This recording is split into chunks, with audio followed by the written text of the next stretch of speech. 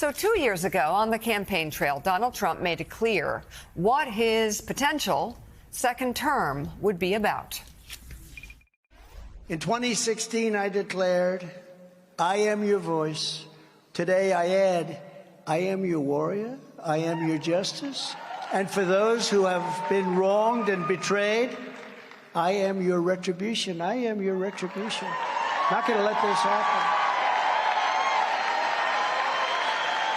Not going to let it happen.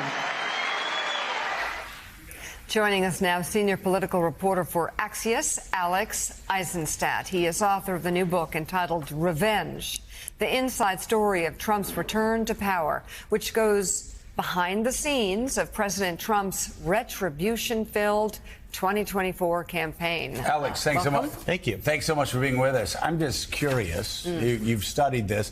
What was more unlikely? Donald Trump being elected the first time in 2016 or Donald Trump coming back after January 6th to be elected in 2024? It's a good question. I would say the latter, honestly. Yeah. For him to make this comeback, if you think about it, he survived January 6th. He survived 4 indictments. He survived 2 assassination attempts. He survived a changeover in the Democratic ticket. And then he won. And here's one of the conclusions I reach in this book is that Trump has sharply divided the American public. You either love Trump or you hate Trump. There's not too many people in between, maybe a few.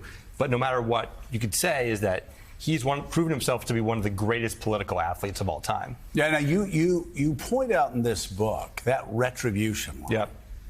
That retribution line connected with his base. Yep. He felt after January 6th that he was betrayed by the Republican establishment. Yep. And he had the sense, you say, that the Republican base also felt betrayed by their base. So we hear something and we go, oh, my God, I am your retribution. What? And yet you say the Republican base heard that and said, he's our guy. He's going to fight for us. Yeah. And the Republican establishment screwed us. They've screwed him, too. Exactly. And I tell the story, that clip you just played, I tell the story of how that came about, which is that Trump, he was sitting backstage. They were drafting up the speech, and he came up with the line, and he and his team knew immediately it was going to be perfect. And revenge became the central strategy of this campaign, and it's now projected forward to be the central strategy of this White House. Okay. Alex, congratulations on the book. Thank you. But let's talk about these themes here, the idea of revenge and the idea of an unlikely political comeback and how they're twinned, in my mind, perfectly by the way he survived the criminal cases.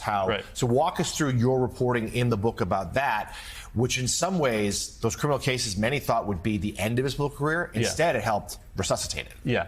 Well, so much about the criminal cases Trump turned into theater. If you look at, and one of the things I go into in the book is they saw this as an opportunity to create sort of OJ-like drama in terms of how everything was stagecraft, his appearances at the court trials every day, the getting there in the caravans to the courthouse.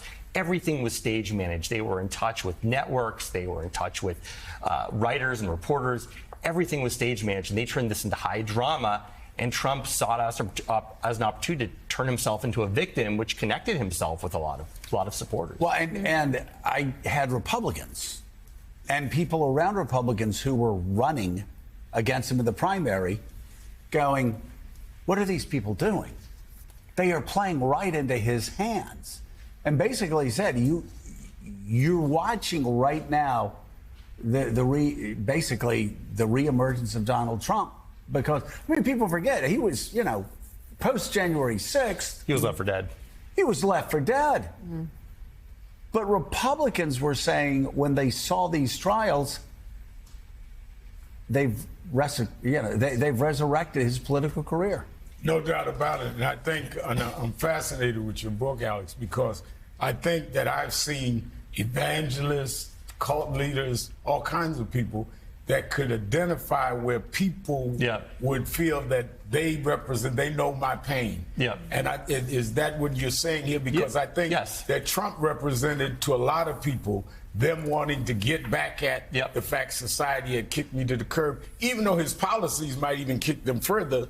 Yeah. He had an emotional attachment. I think that's 100% right. And look at who he was able to win over in the general election. He won over some voters that are traditionally Democratic voters that traditionally maybe don't vote, young men, minority voters, voters in the suburbs, sometimes voters who just felt like they weren't being listened to by the elites in Washington. And he appealed to them. It kind of ended up helping him win.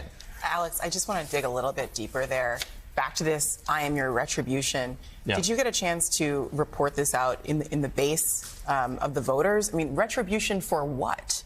When he speaks about retribution, when Trump speaks about retribution, he speaks about retribution for himself and what he believes he went through unfairly, but also retribution for his voters for what they believe they go through unfairly and how they are ignored by elites in Washington, and they are bound together by that. Ignored in what way?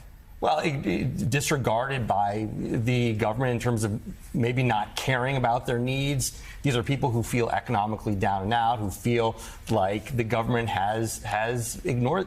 Look, one of the most important moments in this campaign comes when Trump early on goes to the site of the Ohio train derailment, right? You go back to that moment in the campaign, and Trump was in a lot of trouble. He just had that Kanye West dinner.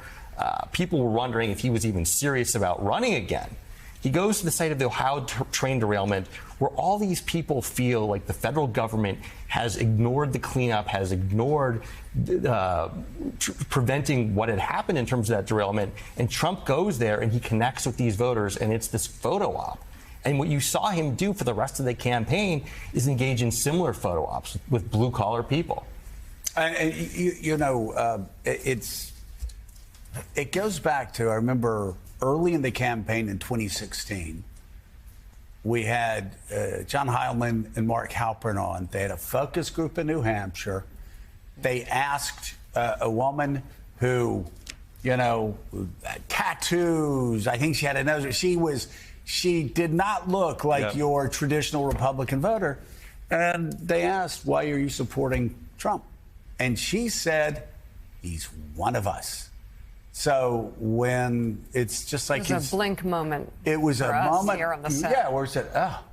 Yeah. So again, he's in court. He's got the establishment against him. He's got polite society against him. He's got Republican country clubbers against him. This is perfect for him, sweet spot. right? That's his sweet spot. Right. He's a blue-collar billionaire, right?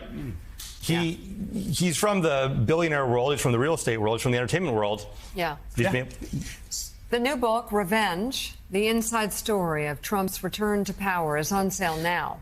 Author and senior political reporter for Axios, Alex Eisenstadt, thank you very much. Great to have you on the show. Thank you. Congratulations on the book.